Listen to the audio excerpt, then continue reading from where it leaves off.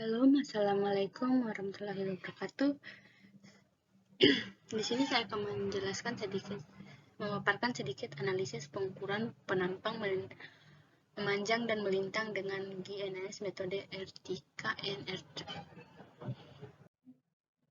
Latar belakang pada pekerjaan rekayasa seperti perencanaan jalan raya, jalan kereta api, saluran irigasi, lapangan udara, dan lain-lain.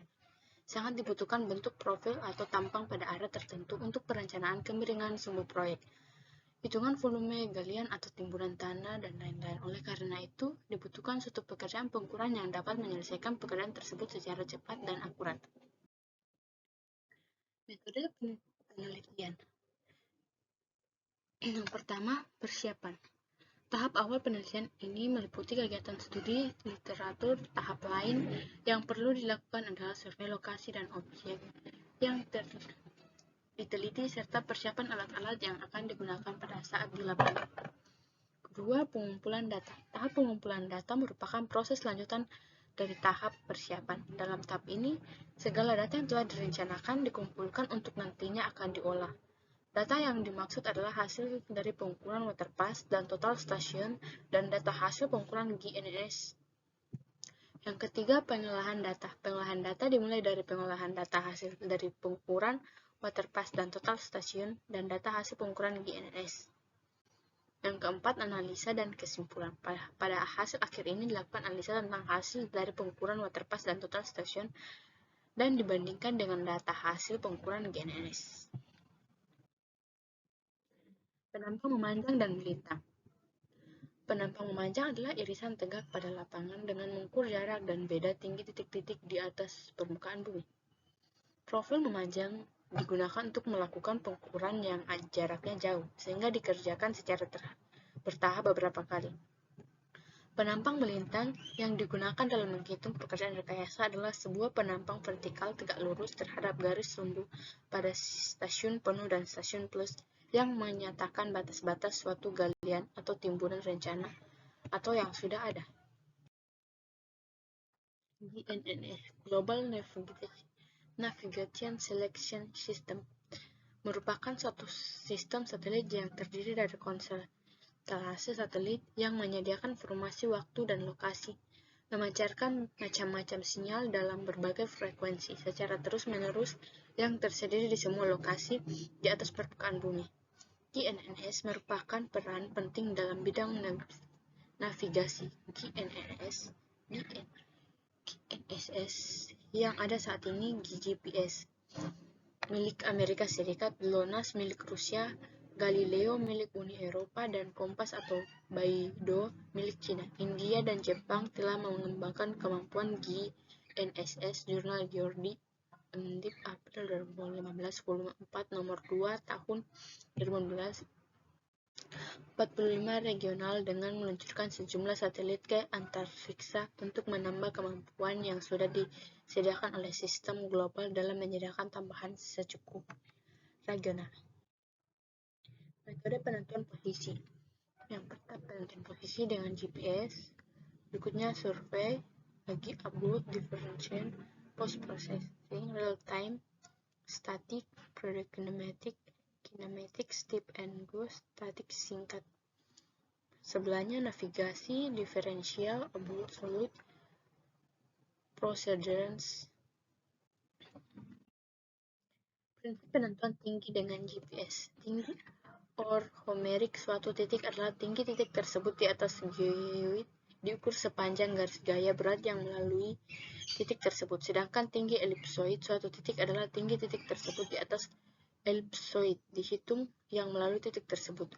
Geoid adalah salah satu bidang ekuipotensial medan gaya berat bumi dan menjadi bidang referensi untuk menyatakan tinggi orthometrik karena geoid dianggap berimpit dengan muka air laut rata-rata. Untuk dapat mentransformasi tinggi ellipsoid hasil ukuran GPS ke tinggi orthomerik, maka diperlukan undulasi geoid di titik tersebut. Skala peta, uji statistik yang digunakan pada tahap ini dengan membandingkan nilai ketelitian atau standar deviasi. Data setiap panjang bersaing dengan ketelitian peta berdasarkan skala. Rumus yang digunakan untuk menentukan ketelitian peta yaitu Peraturan kepada Badan Informasi Geospasial Nomor 14 Tahun 2013. Rumus yang digunakan untuk menentukan ketelitian verifikal adalah I sama dengan 1/3 X interval kontur. Kesimpulan. Kesimpulan yang dapat dari penelitian ini berdasarkan hasil analisa dan uraian yang dikemukakan pada bab-bab sebelumnya adalah sebagai berikut. Dari hasil analisa didapatkan rata-rata selisih tinggi data R3N-TRI dengan tinggi waterpass di mana nilai undulasi N dianggap sama di wilayah tersebut adalah 1,882 meter dengan standar defisit 7,993. Rata-rata selisih tinggi data Fred R3N trip dengan tinggi waterpass adalah 0,453 meter dengan standar defisiasi 0,645. Jurnal Geordi.